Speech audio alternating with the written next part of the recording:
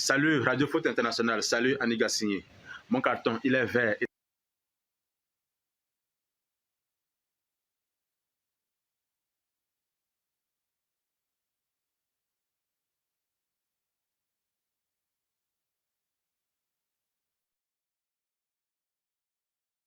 C'est une disparition qui fait du bruit depuis ce matin dans les médias français. Le comédien Michel Blanc.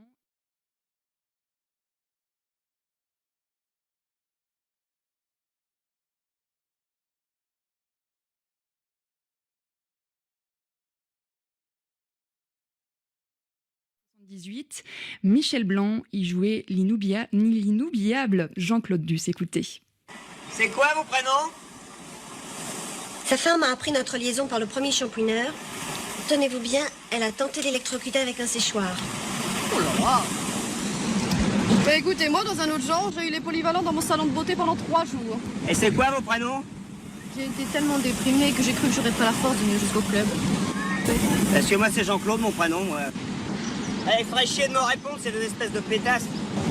Non mais ça va pas bien derrière! Il a un malaise, le peignoir? Ça tape là, d'un coup. J'aime baigner. Quel malhonnête! Michel Blanc dans le film Les Bronzés. Et parmi les réactions à son décès, il y a celle de la troupe du Splendide, au sein de laquelle Michel Blanc a percé dans les années 70-80, notamment aux côtés de Josiane Balasco, Gérard Jugnot. La troupe fait part d'une seule voix de sa douleur immense. C'est la fin de ce journal. Merci beaucoup de l'avoir suivi.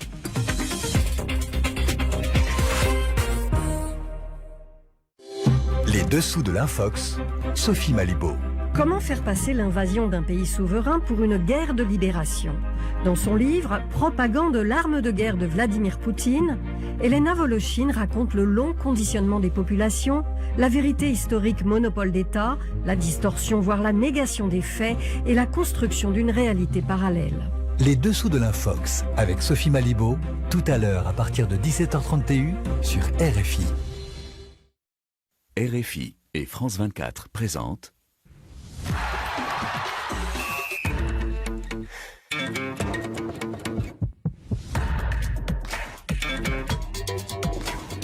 Radio Foot International, Annie Gassigné. Bonjour à tous, bienvenue dans le Café des Sports, votre rendez-vous hebdomadaire. À 7h, vous pouvez nous suivre à travers la radio, vous pouvez aussi nous regarder en vidéo sur le Facebook Live et puis nous voir à la télévision sur votre écran ce soir. Et d'ailleurs ce soir, notez-le, il n'y aura pas de rediffusion radio de l'émission puisque RFI retransmet un concert. De la musique à la place du foot, ça se défend. Bonjour Xavier Barret. Bonjour Annie, foot et musique, ça va souvent bien ensemble. Oui, il y a des radios qui sont foot, sport et musique. Donc bonjour Rémi Ngono. Bonjour Annie et bonjour à toutes les téléspectatrices et surtout bonjour aux Madrilènes qui, pour une fois, ils ont appris à pleurer. Vous savez, c'est nos voisins qui... Eux, ils pleurent tout le temps. Donc, nous, on a un peu découvert la douleur vous avez été sympa. pour une seule nuit.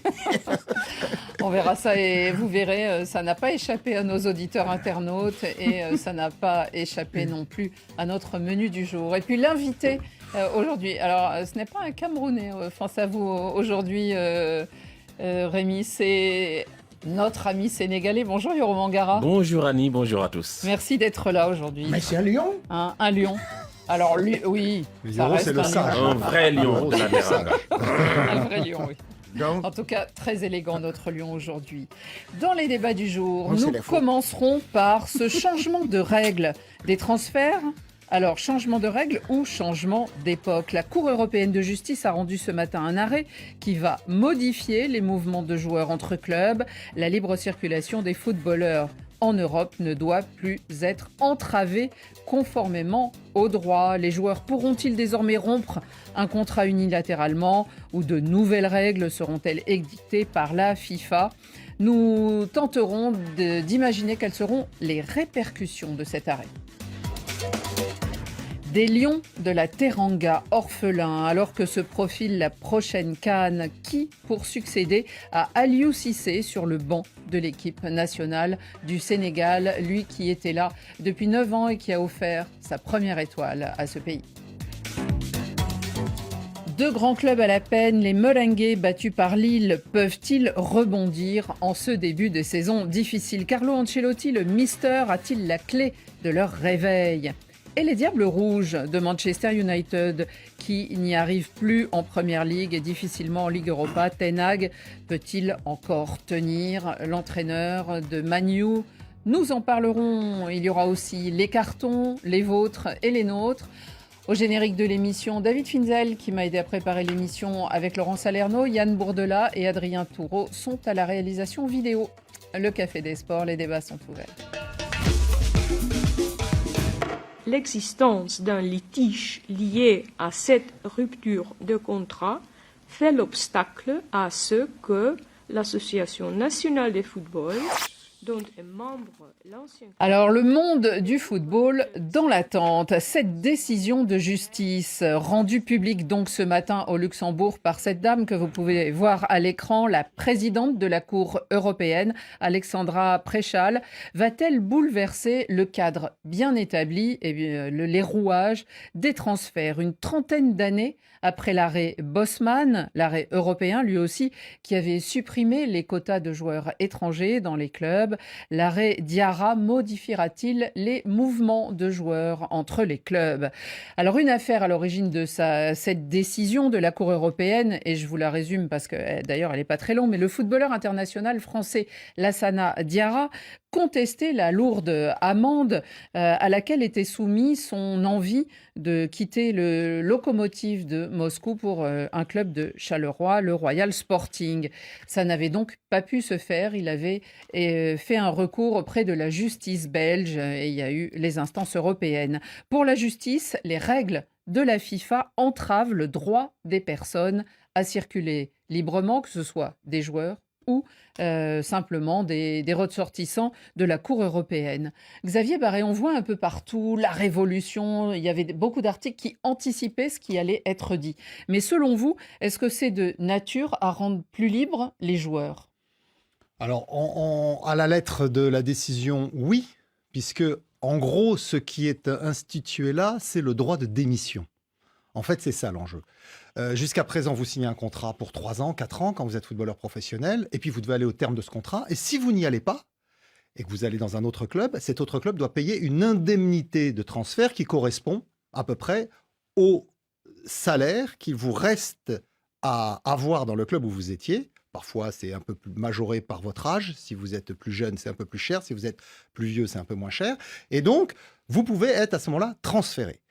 Tout le système du football mondial repose sur cette réglementation que la FIFA a améliorée. Il faut reconnaître que qu'il y a des défauts. les joueurs sont attachés à un club. Et quand il y a les affaires de loft, par exemple, ils ne peuvent pas claquer la porte. Ils sont mais obligés bon, ça, c'est un tout petit pourcentage de joueurs. Bien sûr. Mais en revanche, ils ont la garantie de l'emploi. C'est-à-dire que s'ils se cassent la jambe pendant ces 4 années de contrat et qu'ils ne peuvent pas jouer, ils vont être payés par leur club pendant 4 ans à ne pas jouer. Et Dieu sait qu'il y a des blessures en ce moment et de joueurs qui ont des gros salaires. Beaucoup.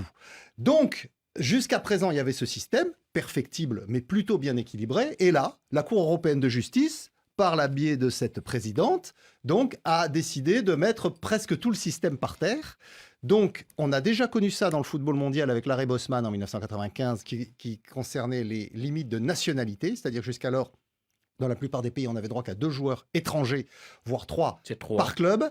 Là, après, maintenant, on peut mettre, en tout cas au sein de l'Union européenne, tous les joueurs qu'on veut.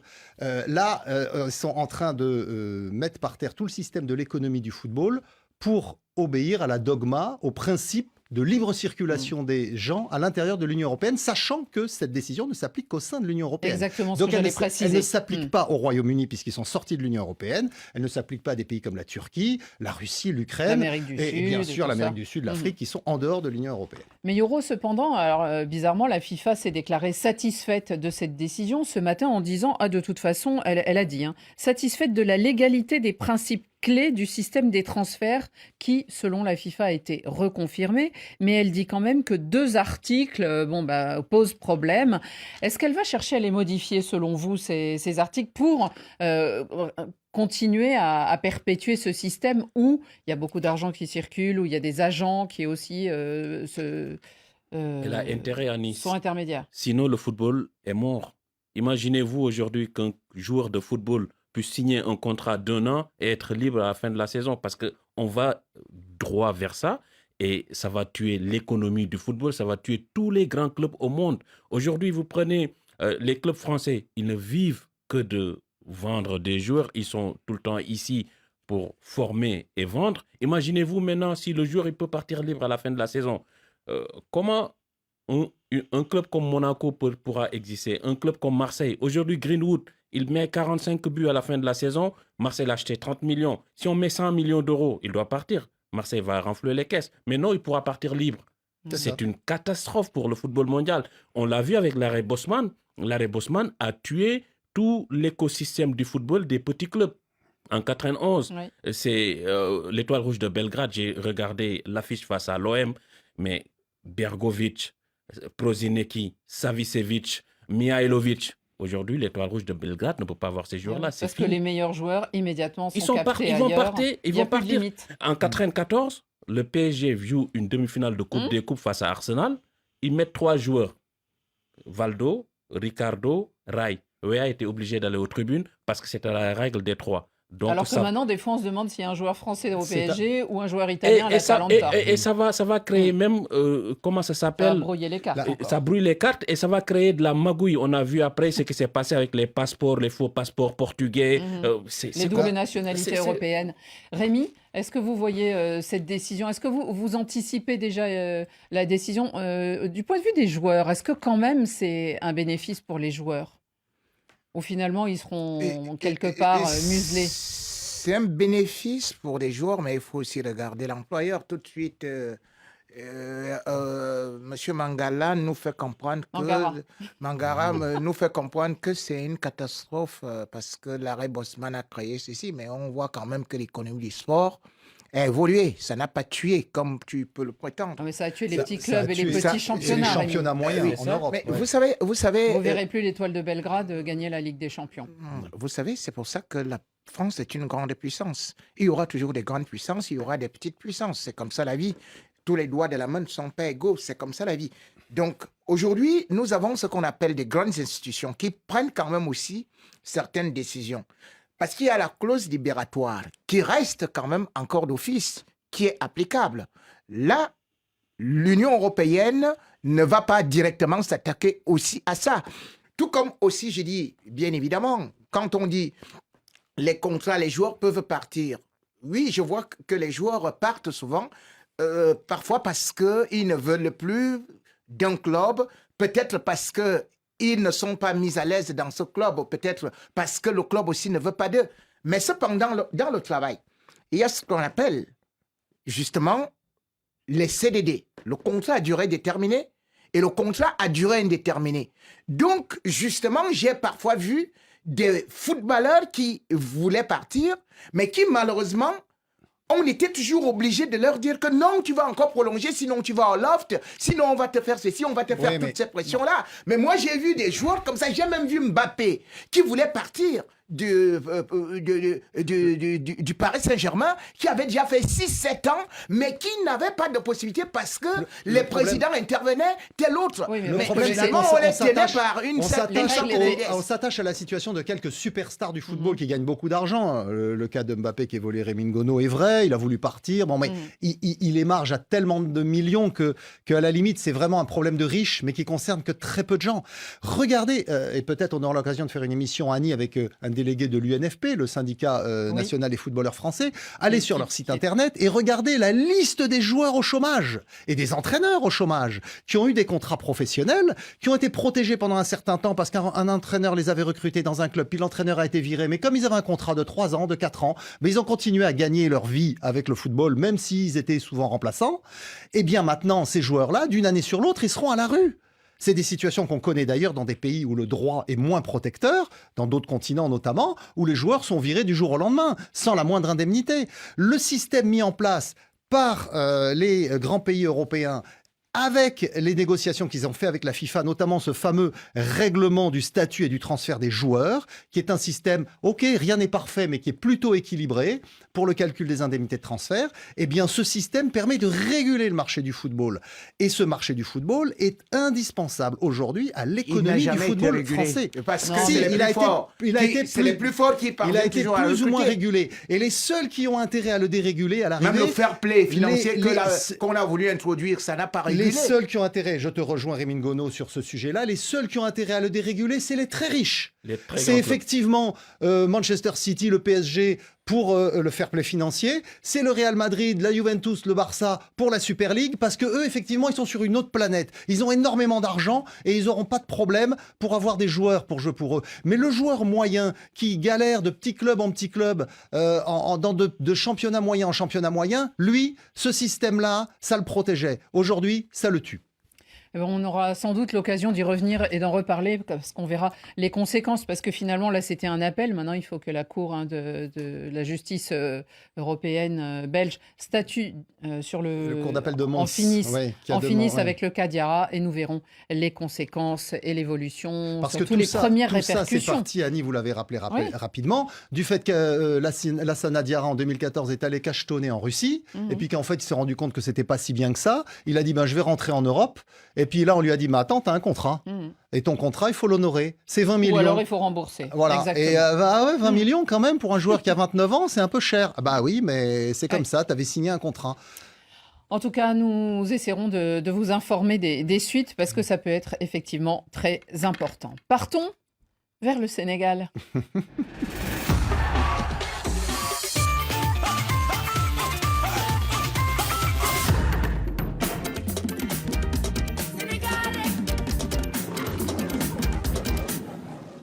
Quel manque de classe de la part de la Fédération sénégalaise qui, cette semaine, a publié un communiqué retentissant, mais totalement dénué d'élégance. Un communiqué qui congédiait sur l'instant son sélectionneur en poste depuis 9 ans, sous injonction de la nouvelle ministre des Sports qui n'a pas voulu prolonger le contrat d'Aliou Cissé. Aliou Cissé, l'homme qui a donné à l'équipe nationale le titre qui lui manquait tant, évidemment celui de champion d'Afrique, et qui a aligné un total de 70 victoires en une centaine de matchs.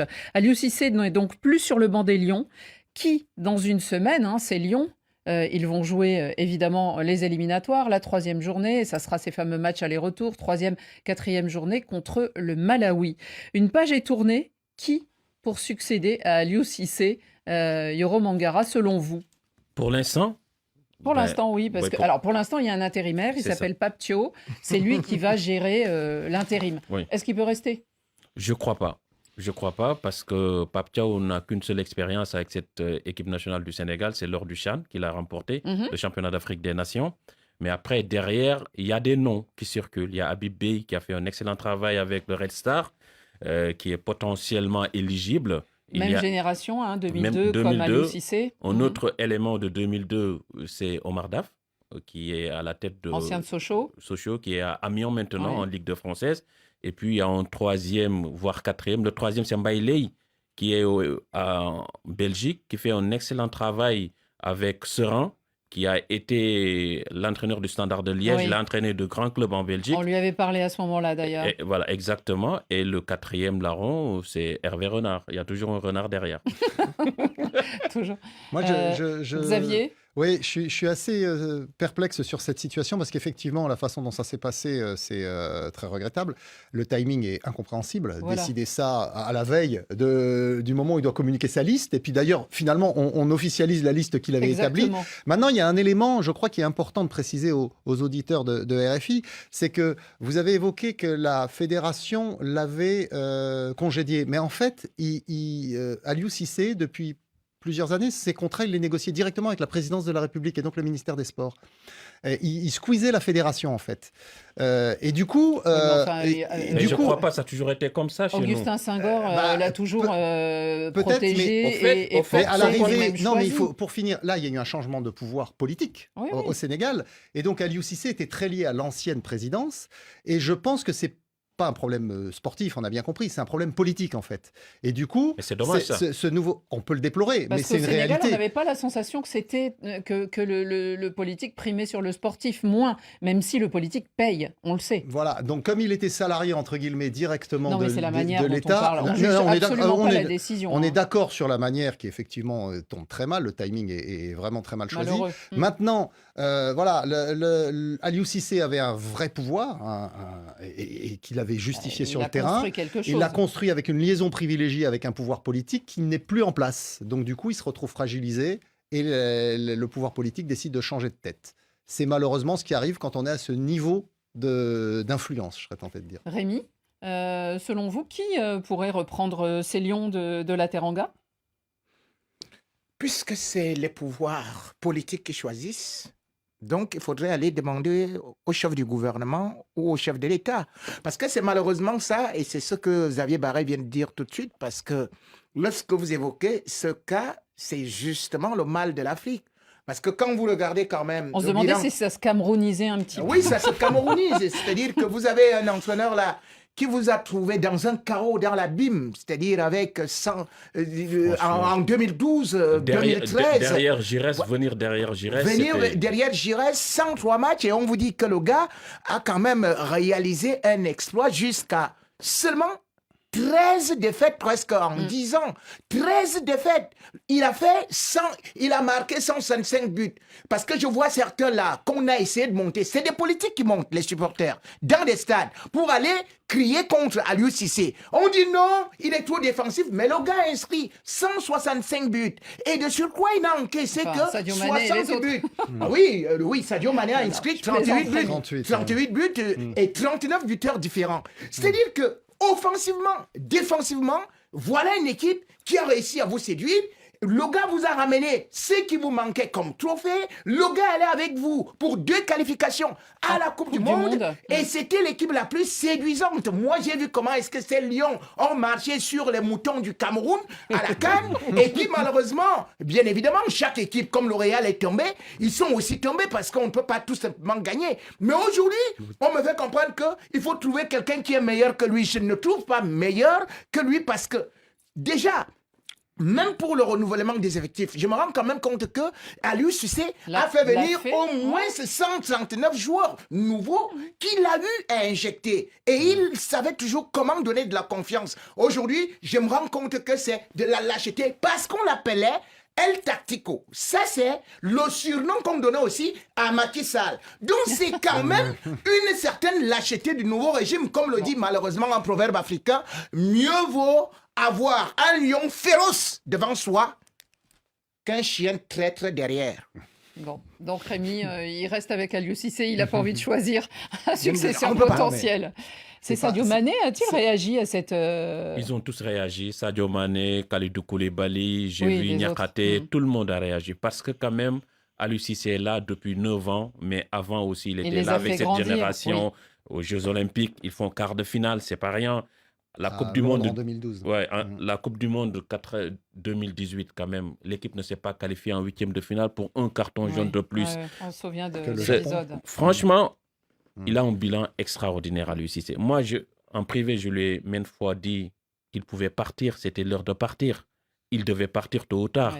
Mais la manière quand même, il manque de classe. Il n'y avait pas la manière. Et puis, son contrat s'achevait le 31 août. On laisse qu'il joue en septembre, c'était deux matchs. D'ailleurs, contre le Burkina, qui n'est pas une petite équipe, il bat quand même le Burundi. Moi, j'aurais été le gouvernement. Comment est-ce que... C'est-à-dire qu'on appelle ça une reconduction tacite. En fait, il a été limogé. Et de façon cavalière. On le dit. Ah oui, mais moi j'aurais été limogé. Moi, j'aurais été le ministère des Sports. J'appellerais Aliou Cissé les yeux dans les yeux pour lui dire, écoute, Aliou Cissé, nous sommes au mois de juin. Votre contrat se termine le 31 août. Vous ne serez pas reconduit. Le 6, on a un match à domicile. On organisera une grande fête au stade Abdoulaye Wade pour vous dire merci. Merci, oui. Vous avez fait 9 ans à la tête de ce pays. Les billets seront gratuits. On va transporter le public gratuitement. Et il aurait pu avoir une fête qu'il mérite. Aliou Cissé mérite une fête au pays. Et on aurait même pu, comme généralement chez vous, il y a des gens qu'on pousse, les ministres, à la démission. Il aurait pu dire, bon, je suis arrivé au terme de ma mission, je vais partir avec... en tout cas. Voilà, c'est comme ça. C'est inélégant, surtout pour un gouvernement, quand je sais toujours que jusqu'aujourd'hui, nous disons que la jeunesse africaine doit comme mieux... souvent. mieux... Depuis un certain temps en Afrique, il y a du populisme qui gagne les pouvoirs. Et franchement, à un moment donné, il faut gouverner, arrêter le populisme. Dire que oui, c'est parce qu'il y a un désamour entre le public et lui. Quel désamour. C'est pas classe. Quel désamour. Moi, je t'aime, Aliou Cissé. L'Afrique, là-bas. Nous aussi, on l'aime. Vive les lions. Nous aussi, on l'aimait beaucoup et on l'a beaucoup admiré, Aliou Cissé. En tout cas, ces matchs du Sénégal, eh bien, ils auront lieu vendredi prochain. Match aller à Dakar contre le Malawi. Et au retour, ça sera donc dans la capitale, Lilongwe. Et ça sera le mardi 15 octobre. Continuons, on va parler un peu de ces clubs qui, en Europe, vont pas si bien.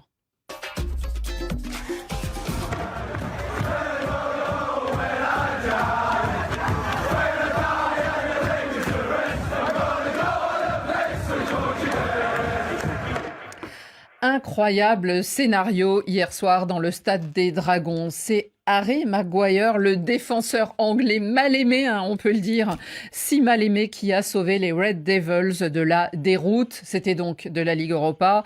Les Mancuniens ont mené 2-0 et puis patatras, ils se font remonter.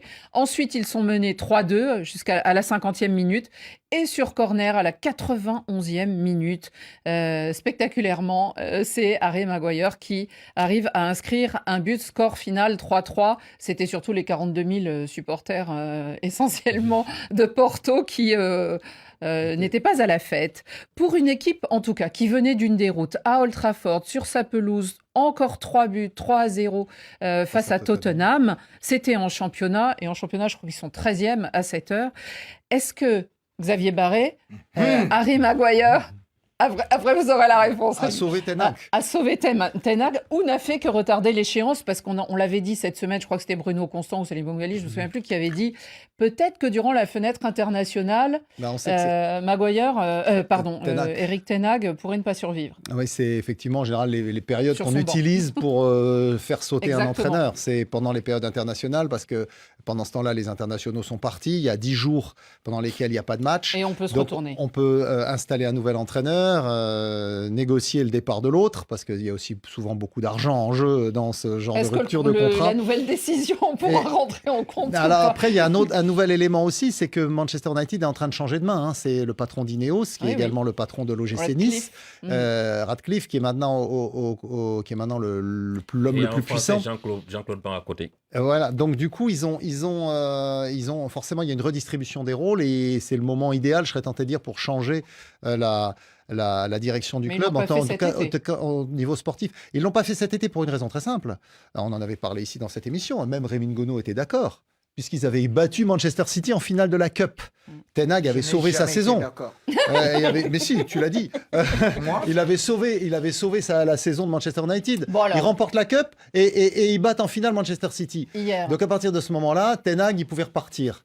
Mais il faut reconnaître que les prestations de son équipe sont vraiment pas convaincantes.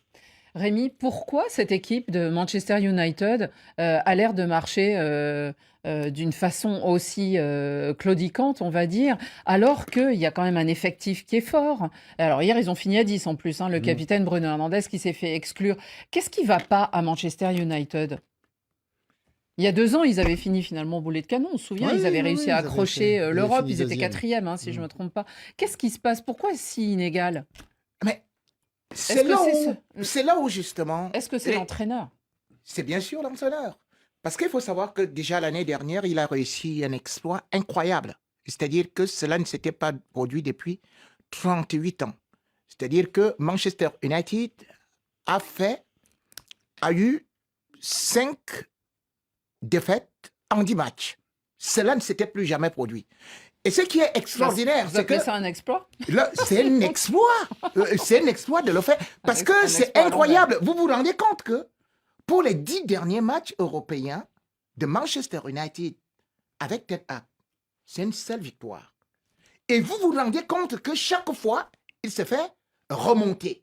Ce qui est beaucoup plus grave encore, c'est qu'est-ce que vous savez que l'équipe la plus coûteuse d'Europe, c'est Manchester United, version Ten Hag. C'est-à-dire que en 2023, ils ont réussi à aligner une équipe d'une valeur d'1 milliard 422 millions d'euros. 1 milliard.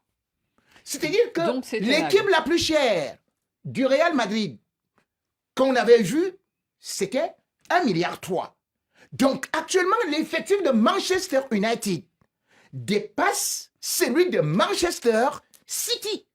Et vous vous rendez compte que dans tout ça, côté résultat, les gens se contentent, comme il a dit, d'un petit trophée. Je vous rappelle que José Mourinho, quand il est limogé, non seulement il a remporté la Ligue Europa, non seulement il a fini 2e du championnat, non seulement il a eu 3 trophées, mais surtout, on limoge José Mourinho pour une défaite face à Liverpool 3-1.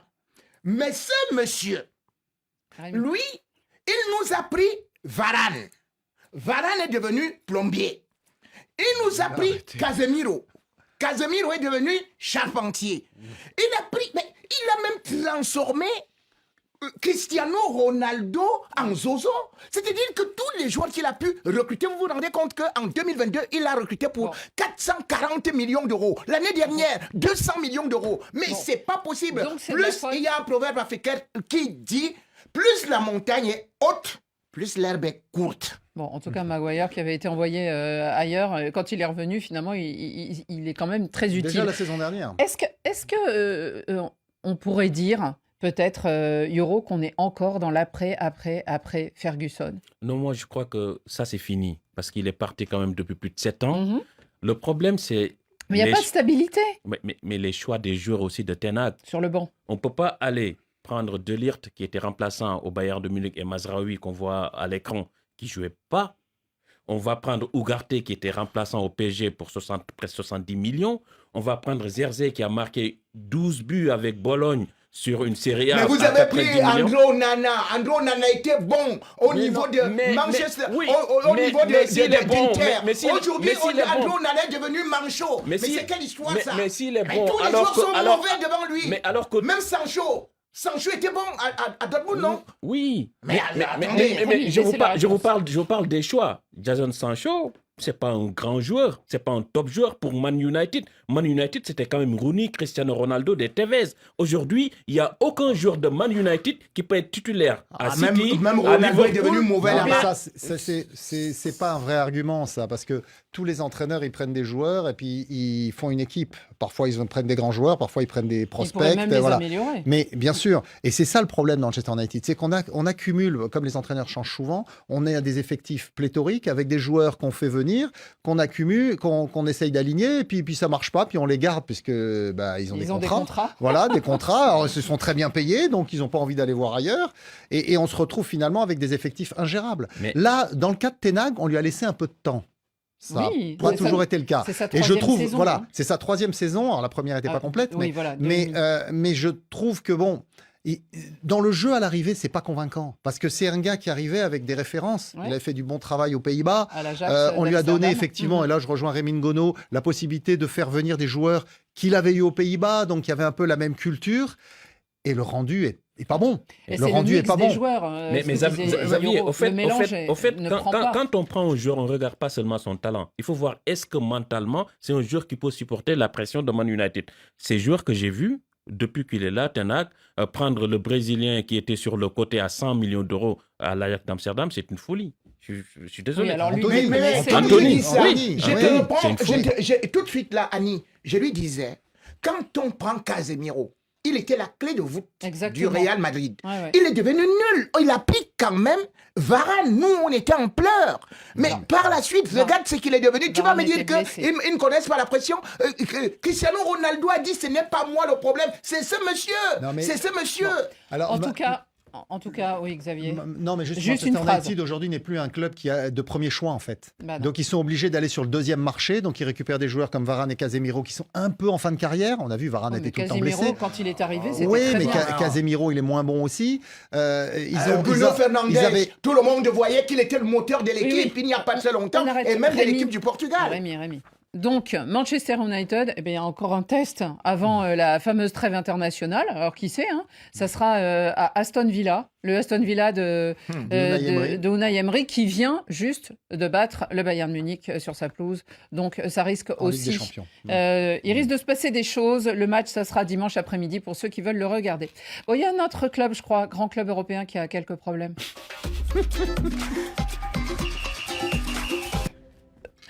Rémi, vous savez chanter cet hymne-là, n'est-ce pas? Bien sûr. Même a cappella. Une victoire inattendue, quand même, il faut bien l'avouer, même si elle était sûrement espérée, souhaitée, rêvée. Celle des Dogs du LOSC et un coup d'arrêt de 36 matchs sans défaite. C'est donc dans le nord de la France que la belle série d'invincibilité du Real Madrid s'est arrêtée. C'était mercredi soir, donc à Lille. Une défaite qui assombrit un petit peu plus le début de saison des Merengues. Alors, ils ne sont pas véritablement à la rue, en tout cas pas en championnat, puisqu'ils sont deuxièmes et qu'ils sont toujours invaincus en championnat. Mais quand même, on a l'impression, en tout cas c'est ce qu'on se dit, c'est que ça ne joue pas bien, c'est pas satisfaisant, c'est toujours un peu au ras des pâquerettes. Rémi, est-ce que Carlo Ancelotti, qui est quand même l'âme de cette équipe et surtout le stratège, le tacticien, est-ce qu'il a les clés pour résoudre son équation qui finalement est d'avoir trop de grands joueurs peut-être? Oui, il a les clés. Il faut se dire que... Qu'est-ce qu'il va pouvoir faire selon vous? D'abord, il y a à réactualiser le niveau du milieu du terrain. Kamavinga était de retour et bien sûr aussi, il faut quand même dire que dans cette position-là, il est en train de chercher. Peut-être on parle même que Arda Güler devrait revenir au niveau du milieu de terrain. C'est fort possible. Et aussi, il faut savoir que l'année dernière, quand le Real Madrid va remporter la Ligue des Champions, on disait que le Real jouait très très mauvais. Les séries, jusqu'au mois de janvier. Les séries sont faites pour être interrompues et moi je ne peux pas être là. D'ailleurs, Mourinho l'a dit, aucune équipe n'est imbattable. Alors si Mourinho le dit. Si Mourinho le dit. Donc, surtout et au-delà de ça, il faut savoir que moi j'ai vu un Real Madrid peut-être en 2020 qui était plus catastrophique que ça parce que justement ce Real Madrid-là se faisait marcher dessus à domicile par même le Shakhtar Donetsk. Ça s'appelle Sheriff Tiraspol aussi. C'était 3 buts à la première mi-temps et puis mais finalement... Ça vous satisfait? Vous trouvez qu'il joue bien en ce moment le Real? Pour l'instant, je ne peux pas dire qui joue bien ou qui joue mal, c'est le résultat qui compte. La preuve, c'est que les gens vont dire que Lille a très bien joué, mais si vous regardez les statistiques, vous allez voir que Real a tiré le double, cadré double fois que Lille. Mais finalement, c'est Lille qui remporte le match, c'est le résultat qui compte.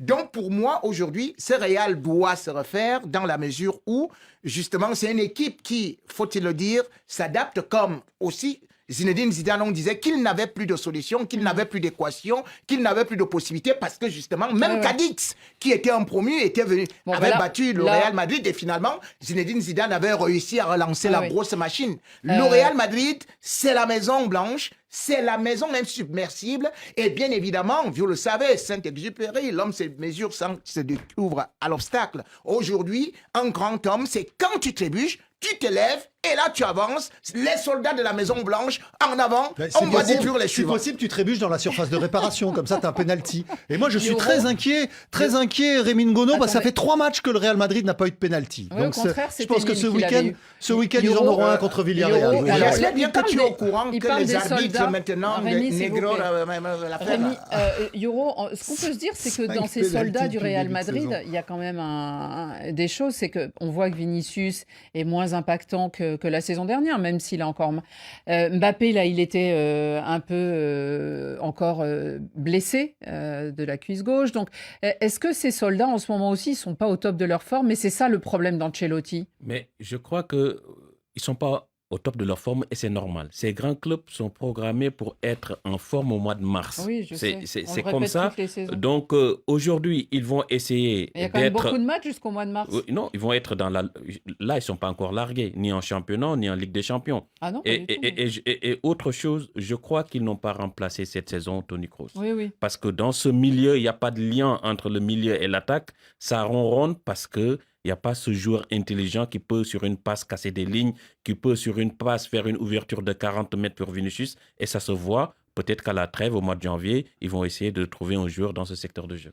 On voit d'ailleurs quand ils font rentrer Modric, parce que Modric est rarement titulaire, et quand Modric rentre en cours de match, tout de suite, le match change, en fait. Mais ça veut dire qu'il ne tient plus 90 minutes ? Non, mais à son âge, c'est compréhensible. Mais il apporte encore quelque chose par sa vista, par sa qualité pour mener le jeu, que Tchouaméni, Camavinga, qui sont des super joueurs internationaux français, Valverde, l'Uruguayen, n'ont pas. Ils n'ont pas ces qualités-là. Et là, je rejoins tout à fait Yoro Mangara sur le fait que Kroos n'a pas été remplacé. En tout cas, pas par Mbappé, puisque ce n'est pas du tout le même genre de joueur. Mbappé a d'autres qualités, mais il vient ajouter effectivement une solution offensive, alors que dans ce registre, avec Rodrigo, avec Vinicius, le Real était très performant. Donc il faut... Et Bellingham n'a pas non plus la même performance que l'an dernier. Oui, parce qu'à pareille situation, à pareille période, c'était 6 buts quand même. Oui. Jusque-là, il n'a pas marqué parce que justement, c'est pour ça que la nouvelle tactique que Carlo Ancelotti, semble-t-il, voudrait maintenant mettre, c'est qu'il soit encore un peu plus avancé et qu'on fasse jouer Arda Güler au niveau du milieu de terrain pour qu'il soit encore beaucoup plus impactant.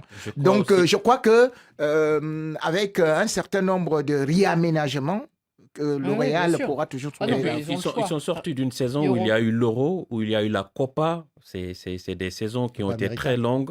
Et donc, il y a eu peu de récupération pour ces joueurs, peu de travail foncier, parce que quand même, ils sont presque pas reposés. Donc, je crois que leur pic sera au mois de mars. D'ailleurs, on a remarqué que les listes qui sont sorties ces temps-ci, il y a énormément de joueurs qui sont laissés au repos. Des internationaux pour la fenêtre d'octobre. Notamment Kylian Mbappé, justement. On a vu Lukaku. Il y a des joueurs comme ça, ils font une impasse parce qu'effectivement, ils sont arrivés sans doute fatigués de toute leur compétition au milieu de l'été. Ils sont ménagés, soit ils se blessent comme Rodri de Man City. Parce que c'est le calendrier qui veut ça. Le Real Madrid, il reçoit Villarreal au cours du week-end. Ça sera samedi soir à 21h. Dernière équipe à battre, le Real, justement, en Liga, et c'était au Bernabéu. Ça va être intéressant, donc, à suivre. Et nous en reparlerons la semaine prochaine, sans aucun doute. Allez, on passe au carton. Carton jaune. Un carton jaune. Ouh là là là là, carton rouge. Carton rouge. Dans la confusion. Carton vert. Extraordinaire. Rien à dire. La session de nos cartons débute donc fidèlement par les vôtres, ceux que vous nous envoyez.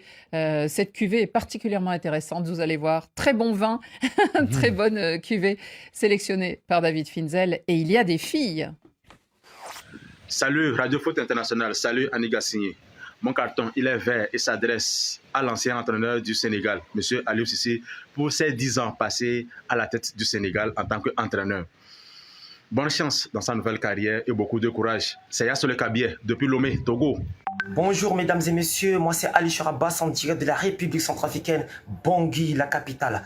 On a 2 cartons verts à vous proposer. Le premier carton va à l'encontre de Antoine Griezmann. La retraite internationale de Antoine Griezmann nous a tous démoralisés, car Antoine Griezmann était un facteur décisif et incontournable dans l'équipe nationale française. Tu vas nous manquer comme si c'est l'oxygène qui manque à la planète Terre, Antoine Griezmann. Notre deuxième carton vert qui va directement à un soldat décisif. Il s'agit de Cole Palmer qui a inscrit un quadruplé en une seule mi-temps. En devenant le premier joueur de la Premier League à inscrire un quadruplé en une seule mi-temps. Vraiment carton vert à lui. Salut, Rémi Ngolo. Salut. Bonjour Radio Foot International, c'est Ndari depuis N'Djamena. Je voudrais adresser un carton vert à Lille qui a infligé une petite mais frustrante défaite au Real de Madrid. Rémi, ça n'arrive pas qu'aux autres, les défaites là. Et à Xavier, nous ne sommes pas encore barrés en Ligue des Champions. Et je vous laisse avec ce proverbe africain, que celui qui n'a pas traversé la rive ne se moque pas de celui qui s'est noyé. Bon café des sports. Bonjour, Senzema Germaine, carton vert à nos Genesio, le français, qui vient aussi d'entrer plus dans l'histoire, en devenant le 3e entraîneur à avoir bâti les grands entraîneurs du monde, José Mourinho, Pep Guardiola et Carlo Ancelotti en Coupe d'Europe. Ciao, ciao, bonne émission à tous. Salut le Café des Sports, ici Nikema Minata depuis Boaké. Mon carton, il est vert à l'équipe de Lille qui a montré au Grand Real de Madrid comment on joue au foot. Quand les Galactiques, les galettes, ouais, Rémi Gono, les galettes.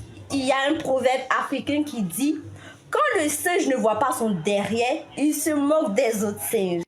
Coucou Café des Sports, Josenga depuis le Cameroun. Mon carton, il est vert et il est pour le Stade Bressois pour leur bon début de parcours en Ligue des Champions et surtout leur belle leçon de vie, comme quoi tout est possible, il suffit d'y croire. Ciao. Bonsoir Café des Sports, Balde Modadama depuis Conakry.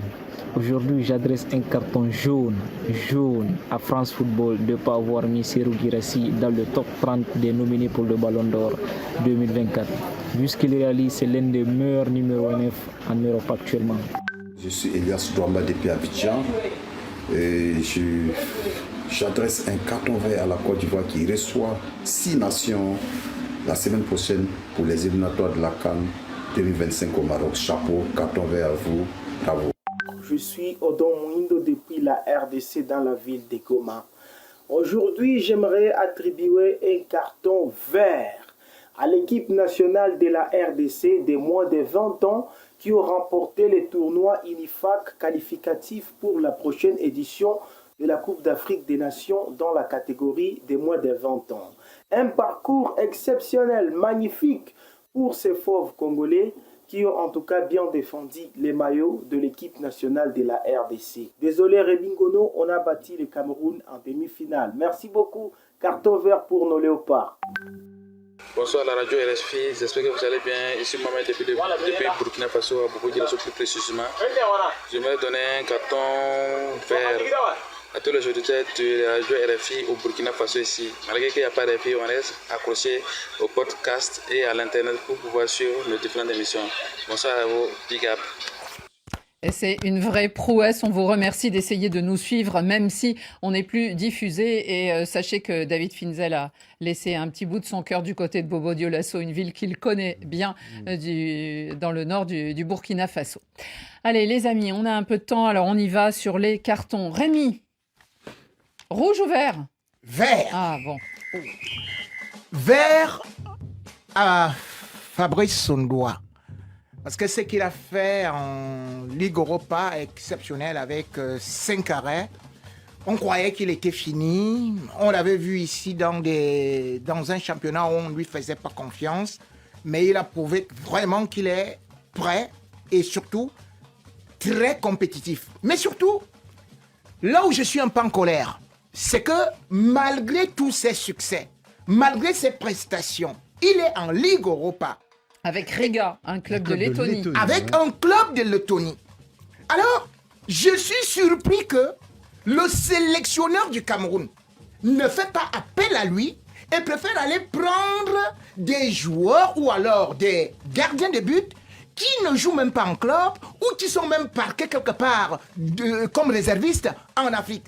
Qu'est-ce que Fabrice Ondoa a fait à Marc Brice pour ne pas avoir le mérite, lui qu'on appelle le gardien du peuple, lui qui nous a offert la CAN 2017.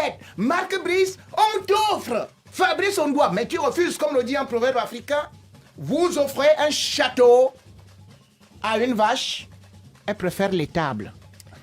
On reste avec le football africain avec vous, Yoro. Moi, mon carton, il est rouge, il est adressé à la ministre des Sports du Sénégal, Khadidienne Gaye, qui a manqué d'élégance et de respect à Aliou Cissé, qui est une légende. Et les légendes, on doit respecter les légendes pour moi. Parce que quand même, Aliou Cissé était en fin de cycle, il devait partir, oui, mais la manière ne m'a pas plu. Xavier Barré, quelle est la couleur de votre carton ? Vert, comme je rejoins nos auditeurs de Centrafrique, pour Griezmann, Antoine Griezmann, parce que depuis toutes ces années, depuis 10 ans maintenant que je suis l'équipe de France, j'ai découvert un joueur qui était un élément essentiel de ce renouveau des Bleus. On le dit que c'était le chouchou de Didier Deschamps, mais c'était aussi le copain de tous les autres. Et surtout, c'était ce chaînon qui assurait la transition par son dévouement, son esprit collectif entre la défense et l'attaque. Je pense qu'il va beaucoup manquer à l'équipe de France. On se rend parfois compte de l'importance des gens quand ils ne sont plus là. Et on va voir que par défaut, sa présence était vraiment plus qu'indispensable au succès des Bleus. Et ça a suscité énormément... Pour une fois que je t'applaudis. Et ça a suscité énormément de réactions. On a vu par exactement ça, c'est-à-dire il est plus là, comment est-ce possible? Le carton de Radio Foot International va à Victor Osimhen, un ancien prix Marc Vivien Foé, du temps où il jouait à Lille, désormais le club en vue en France, mais surtout parce que le Nigérian, qui est tout d'un coup passé au championnat de Super League de Turquie, c'était le 4 septembre dernier seulement, a inscrit son premier but et même ses premiers buts, puisque c'était un doublé. C'était dimanche dernier. Alors il joue avec Galatasaray désormais, et c'était avec l'équipe de Kassim Pacha, je ne parle pas turc, merci Xavier. Et c'était donc dimanche en Super League. Résultat, en 4 matchs, il en est déjà à 2 buts et 2 passes décisives. Victor Osimhen, alors ce qui est amusant, vous le savez, il a été un peu snobé par Naples, qu'il a renvoyé à ses chères études. Il a 25 ans. Il est extrêmement brillant, mais il pense qu'il vaut 100 millions. Et donc, avis aux amateurs, peut-être qu'au mercato d'hiver, il va arranger les affaires d'un club ou d'un autre qui sera mal parti ou en Ligue des Champions ou en championnat. En tout cas, vive Victor Osimhen, il est épatant. Et c'est la fin de ce Café des Sports, messieurs. On arrive dans les temps, juste sur la ligne d'arrivée. Merci beaucoup de nous avoir suivis. On vous souhaite à tous un très bon week-end. Et suivez-nous sur France 24 ce soir, puisqu'il n'y aura pas de session radio. Merci à tous et à la semaine prochaine.